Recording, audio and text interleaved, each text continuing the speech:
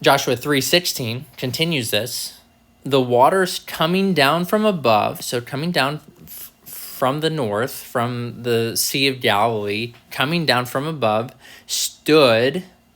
Waters don't stand, but boy, these waters do. I mean, there was a wall of water, and ultimately it probably would have leveled out or something. I don't know exactly what it looked like, but the waters coming down from above, they stood. They stood up. Normally they're laying down. Normally they're flat against the earth, but no. These waters stood. That must have been quite the sight. I mean, just think about that, what these pagan people were witnessing, what Israel was witnessing. The fact that the waters coming down from above, they stood and rose up in a heap very far away at Adam. The city that is beside Zarethan, and those flowing down toward the sea of the Arabah, the Salt Sea, this is the Dead Sea, were completely cut off. So all of the water that was flowing south to the Dead Sea, it just kept flowing until basically the whole riverbed had dried up. Because what happened was all the water stopped. There was like a divine dam that was placed at Adam that stopped all of the water. So there was no more water flowing, and so all of this excess water, then it just flowed and drained down into the Dead Sea here. And so they were completely cut off. And the people passed over opposite Jericho. So they were able to pass across the riverbed, which was completely dry, by the way. And so where are we at? Well, this is where we're at. So this right here is the Jordan River. So take note of that. This is the Jordan River. And this is Shittim. This is where they were camped. They moved over here, lodged there for 3 days, and then the officers went through and basically got everyone ready. Well, this is Jericho right here. And so this is where they're going. And so they cross the river like that. And then they're right there. Jericho's literally right across the river.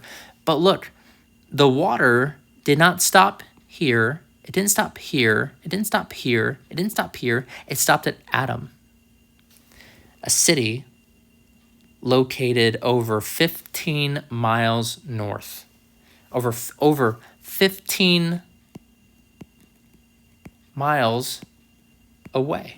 This is why it says the water heaped up. It stood very far away at Adam, all the way. And so you have all of these people that might be kind of in this area, even in Adam, there's other cities in this area. I just don't have them on this map. But all of these people witnessing this miraculous event, the waters heaped up at Adam. This is not just a sight for Israel. This is a sight for all of the nations. This is a sight for all of the people knowing and telling them that Yahweh is coming.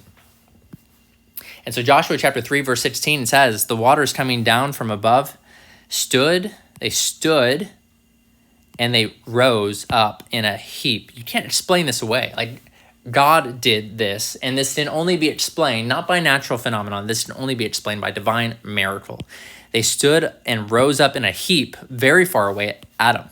Now, there's a spiritual truth here at Adam, and I want you to take note of the fact that Adam is the first man.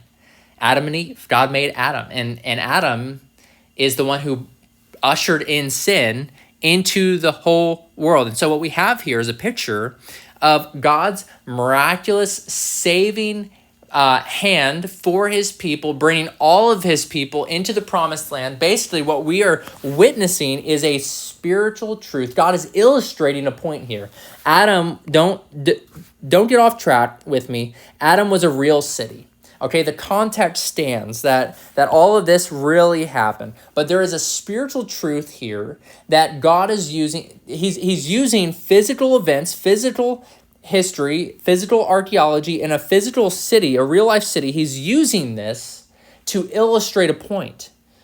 That my miraculous hand at bringing all of my people, Old Testament, New Testament, doesn't matter what testament, doesn't matter what age you live in, from the very beginning, at far away, the spiritual truth here is this, that God's miraculous hand in bringing all of his people from beginning to end of creation into the promised land to receive their inheritance that God has promised them stretches all the way back to Adam, very far away.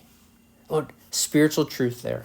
God is at work in the lives of his people. He is going to fight our battles. He's going to fulfill his promises, and he's going to be faithful as always, all the way even back to Adam. He is faithful to all people. And no matter when you live or where you live or who you are, whether you are from the very beginning, whether you are Adam himself or the very last man to live on this earth, God is faithful to all people. His deliverance is for all of his people, specifically his people. If you reject him, you're not his people, and so you miss out. But if you are his people, what we see in Joshua chapter 3 is that all of God's people cross the river. All of God's people receive God's promises. All of God's people are included in the inheritance from the very beginning, from Adam, very far away. And so then verse 16 here says the waters, again, this is a real life account, so I don't want to take away from that. The waters coming down from above stood and rose up in a heap very far away at Adam, the city that is beside Zarethan. And those flowing down toward the sea of the Arabah, the salt sea, were completely cut off, and the people passed over opposite Jericho.